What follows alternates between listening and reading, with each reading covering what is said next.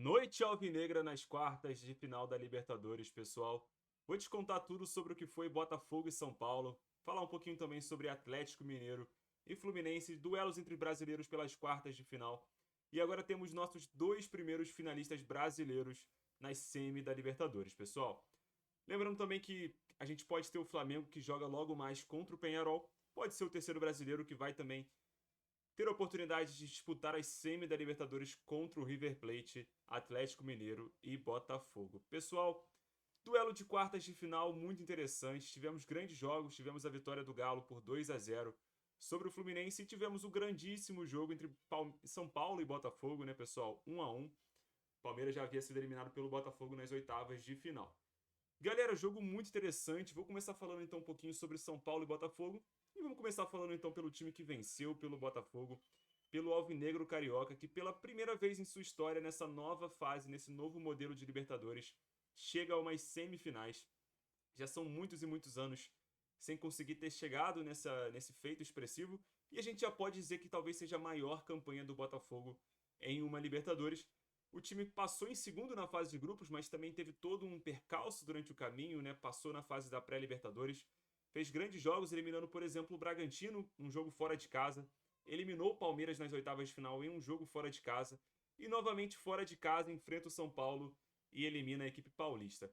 A atmosfera de Morumbi lotada, pessoal, mais de 60 mil pessoas, a maior arrecadação do futebol brasileiro no ano, mas tudo isso não foi o suficiente para poder parar Thiago Almada e companhia, pessoal. O Botafogo não é é um time de um jogador só. Tanto que você não consegue ver uma grande estrela, um grande artilheiro, um jogador que todo jogo vai ser aquele cara acionado para ser o diferencial da equipe. É uma formação, é um time que tem várias peças muito boas e essas peças muito boas fazem uma equipe muito forte.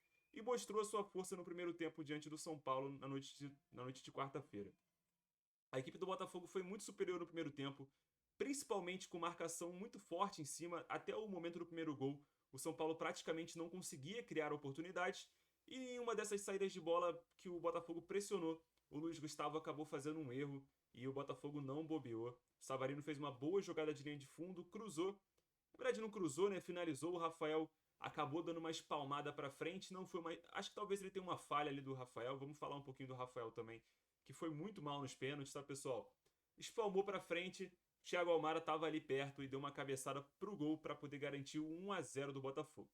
Depois disso, a equipe do Botafogo conseguiu continuar impondo a sua questão física e técnica, fez muitas jogadas de triangulação, principalmente pelo lado direito do campo, e acabou chegando outras vezes a oportunidade do gol, mas é claro, pessoal, o São Paulo jogando em casa precisava buscar o resultado, e no final da partida, no primeiro tempo ali, pessoal, teve uma série de escanteios, né, se eu não me engano, 2 ou 3 escanteios para a equipe tricolor, e nessa situação, que talvez seja o grande ponto fraco do Botafogo, já havia sofrido diante do Palmeiras com essas bolas aéreas, acabou tendo que sofrer um pouco mais contra o São Paulo, em um lance meio estranho ali na área.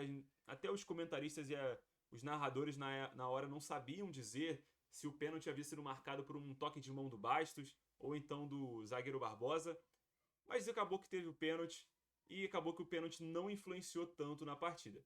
A não ser que tenha influenciado no psicológico do Lucas Moura, mas o que eu também acredito que não, porque ele jogou muito bem no segundo tempo, né, pessoal? Foi talvez o grande nome ali enquanto teve pernas da equipe paulista.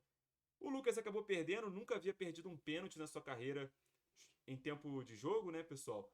Mas como tudo pode acontecer, acabou perdendo e isso pode ter sido um diferencial. Na volta do segundo tempo, o Botafogo acabou fazendo uma postura um pouco mais covarde, né? Acabou, óbvio, né, pessoal? O São Paulo jogando em casa, precisando da vitória. Normal que o São Paulo ataque mais do que o Botafogo. Mas o que aconteceu foi que o Botafogo acabou jogando de uma forma que ele não está tão acostumado, jogando mais recuado. Óbvio, né? Tinha o Igor Jesus como referência no ataque e que conseguia prender algumas bolas, conseguia fazer algumas triangulações e chegar no gol. Mas a verdade é que o goleiro Rafael não foi tão exigido no segundo tempo, igual ele já havia sido exigido durante todos os outros jogos desse confronto. Pessoal, o São Paulo então pressionou, começou a fazer jogadas mais ofensivas. O Caleri teve uma oportunidade em cima da linha e ele não conseguiu concluir. O Lucas Moura fez uma grande jogada, fazendo um drible maravilhoso em cima do Thiago Almada, mas acabou parando numa grande defesa do goleiro John. Porém, acabou que em um momento crucial da partida para mim talvez tenha sido a alteração e a saída do zagueiro Barbosa, né, pessoal? O Barbosa ele vinha fazendo um bom confronto diante do Calleri. Havia ganhado a maioria das jogadas, né? Teve até no primeiro tempo ali muitas reclamações do Calleri, querendo falta, etc. Mas acontece que o Barbosa acabou tomando um amarelo nessa questão do primeiro pênalti que foi marcado, devido a uma reclamação em excesso, né, dele diante do árbitro. E aconteceu então que o treinador Arthur Jorge optou então pela remoção, pela substituição do Barbosa pelo zagueiro Adrielson. E esse é um ponto bem interessante, o zagueiro Adrielson não entrou mal, pessoal, mas a gente tem que frisar um ponto bem importante. Ele estava muito tempo sem jogar futebol, pessoal. Ele estava no Lyon, fez pouquíssimos jogos com a camisa do Lyon, e os poucos jogos que fez foram com poucos minutos, mas ele entrou no jogo, né? Fez uma partida contra o Fluminense no final de semana, entrou nesse confronto já um pouquinho mais frio, né, pessoal? E é óbvio que o São Paulo ia se aproveitar dessa situação. Lembrando também que o Adrielson ele é um zagueiro baixo, apesar da boa impulsão. Diferentemente do Barbosa, que é um jogador bem alto e que estava fazendo uma marcação bem pesada em cima do Calleri. Acabou então, pessoal, que o Botafogo optou por colocar o Bastos para poder fazer essa marcação no Calleri. E aconteceu no que aconteceu. O Calleri então não perderia mais uma oportunidade. Ele que talvez tenha sido, apesar de ter feito o gol salvador do São Paulo, talvez seja o grande nome negativo da equipe paulista, tendo em vista que ele teve várias oportunidades, não só nesse jogo de hoje, mas também no jogo da semana passada. O São Paulo, apesar de ter sido muito pressionado e não ter merecido realmente nem empatar o jogo contra o Botafogo, teve chances de gol também, e teve chances de gol nos pés do Calleri, e ele não aproveitou. Pessoal, dito isso, depois do gol do Calleri, o Botafogo, enfim, tentou fazer uma oportunidade ali no jogo, e aconteceu o que a equipe alvinegra precisava. Em um lance de lateral, o lateral Rafinha, né, que já havia sido substituído com o Zubeldia, acabaram gerando uma confusão ali com o Marçal, né? O Rafinha até jogou um pouquinho de spray de água no rosto do Marçal e acabou gerando toda uma confusão. Os jogadores começaram a brigar. Foram 5 minutos de interrupção e esses 5 minutos talvez tenham salvado o Botafogo, porque a equipe paulista, depois do gol, tinha pressionado a equipe alvinegra. O Rodrigo Nestor já havia dado um chute muito bom de fora da área que passou muito perto do goleiro John, mas acabou que com esse lance o ânimo do São Paulo foi diminuindo. E para vocês terem ideia, até no último lance do jogo, os 2 últimos minutos, né, quem teve a posse de bola foi o Botafogo. Quase fez um gol de cabeça no lance do Adrielson, mas não conseguiu fazer o gol, a bola passou por cima e tivemos que ir para os pênaltis. Pessoal, destaque nos pênaltis novamente. Que dia infeliz para o tricolor paulista. Calleri e Lucas Moura perderam talvez seus 2 principais jogadores. Lucas Moura em tempo real, em tempo de jogo normal, né, e o Calleri durante as cobranças de pênalti, não foram o suficiente para poder ajudar o tricolor a passar pelo Botafogo. Pelo lado do Botafogo, quase todos os jogadores bateram muito bem. Destaque negativo para o Vitinho, que acabou não batendo tão bem o seu pênalti, isolando a bola. Mas destaque principalmente para o Thiago Almada. Ele que já havia feito um gol durante o tempo de jogo. Foi essencial bater o último pênalti, o 5º pênalti alvinegro. Lembrando que nesse momento estava 4-3 para o São Paulo. Se ele perdesse, acabaria com o jogo, né? O São Paulo teria se classificado. Mas o Thiago Almada bateu uma finalização perfeita e conseguiu converter e fazer o 4-4, que levou o jogo para as cobranças extras. E nas cobranças extras, né, surgiu então o destaque do goleiro John. O goleiro John já havia feito boas tentativas de pegada de pênalti, né? Quase pegou a cobrança do Luciano, que foi a 5ª do São Paulo, quase pegou a cobrança do Lucas Moura. Ele estava acertando todos os cantos, só precisava que algum jogador batesse mal. E foi o caso do Nestor, que bateu muito mal, né? A bola não foi bem longe do canto. E o John aproveitou e fez então a defesa. E logo em sequência, o Matheus Martins acabou finalizando o jogo, então, com uma bonita cobrança. E destaque negativo para o goleiro Rafael. Na minha visão, ele já havia falhado no primeiro gol alvinegro e falhou novamente em todos os pênaltis. Eu sei que é difícil a gente crucificar o goleiro, mas é muito complicado um goleiro não acertar nenhum dos cantos, né? Tem até um fato curioso. Durante a narração, o repórter conversou, né, com o narrador, com o Luiz Roberto, e falou assim: o Rafael comentou que ele treina 300 cobranças de pênalti durante a semana, justamente para poder se preparar para esses momentos. Rafael, você precisa treinar mais 300, precisa treinar 600, até 1000, cara, porque nem o lado você tá acertando, cara. É bem complicado. Mas dito isso, foi um jogo bem legal de se ver. Tivemos várias provocações ao longo da semana, né?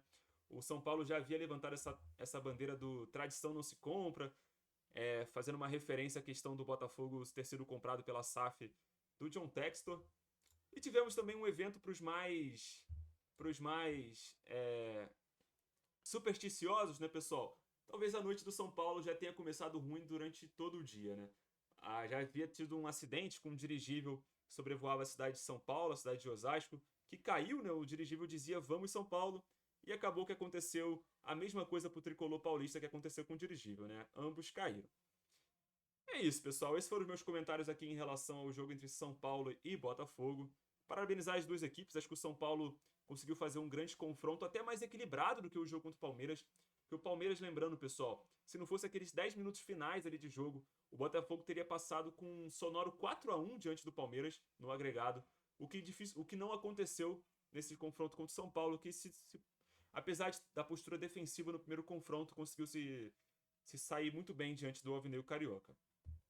Pessoal, falando agora então um pouquinho sobre Fluminense e Atlético Mineiro. O Fluminense havia vencido pelo jogo por 1-0, mas fora de casa foi um verdadeiro massacre do Atlético Mineiro contra o Fluminense. O Atlético Mineiro fez aquilo que o Botafogo havia feito diante do São Paulo na semana passada, só que a diferença é que o Atlético Mineiro conseguiu fazer gols.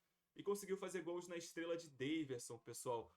O cara é simplesmente o terror dos cariocas. Eu digo mais, se o Botafogo ou o Flamengo chegarem numa eventual final de Libertadores e enfrentar o Galo, tem que colocar o Daverson de titular, pessoal. Tem que colocar, porque esse cara é o terror dos cariocas. Lembrando também que o Palmeiras já havia sido campeão brasileiro com um gol do Daverson, né, pessoal? E esse gol havia sido feito diante do Vasco, né? Lembrando que ele é vascaíno, acabou nem comemorando nesse jogo. Mas, ou seja, ele já fez gol diante do Flamengo, já eliminou o Fluminense. Foi campeão em cima do Vasco e do Flamengo, né, pessoal? Então só falta o Botafogo. Será que a gente vai ter um Galo e Botafogo na final? Não sei. Comenta aí o que você acha. Pessoal, o Atlético Mineiro até perdeu pênalti, né? O Fábio já havia feito uma defesa. Tiveram algumas reclamações por parte da equipe tricolor carioca de que o segundo gol do Davidson deveria ser anulado devido a uma falta no início da jogada. Mas a Libertadores é um pouco diferente do que a gente tem no Brasileirão, né? Já é a segunda reclamação seguida do Fluminense. Já havia reclamado do lance do Felipe Melo no final de semana. Acho que a equipe tricolor carioca tem que voltar a jogar bola. Havia engatado uma sequência muito boa de vitórias positivas com o técnico Mano Menezes, mas recentemente não tem conseguido fazer isso continuar, né? Essa sequência positiva, o que é muito comum do time do Mano, tá, pessoal? Geralmente ele consegue fazer uma postura. Ele consegue montar um sistema defensivo muito bom logo que ele chega, consegue engatar aquelas vitórias por 1-0. Vocês podem ver isso em qualquer time que ele treinou, mas depois ele tem certa dificuldade de manter o trabalho, e isso pode ser um ponto negativo para a sequência do Fluminense na competição. Pessoal, o Atlético Mineiro vai enfrentar o River Plate, então vai ser um duelo que o Atlético Mineiro vai decidir o segundo jogo fora de casa, e o Botafogo, independentemente de quem enfrentar, entre Flamengo ou Peñarol, vai disputar o segundo confronto fora de casa por ter tido uma das piores campanhas de segundo colocado da Libertadores. É isso então, pessoal. Esse foi o nosso vídeo de hoje. Comenta aí embaixo o que você achou desses confrontos. Quem vocês acham que vão passar para a fase final da Libertadores. Dito isso, não esquece de se inscrever e comenta aí embaixo e deixar aquele like maroto que ajuda muito, beleza? Até aí, até o próximo vídeo e tchau!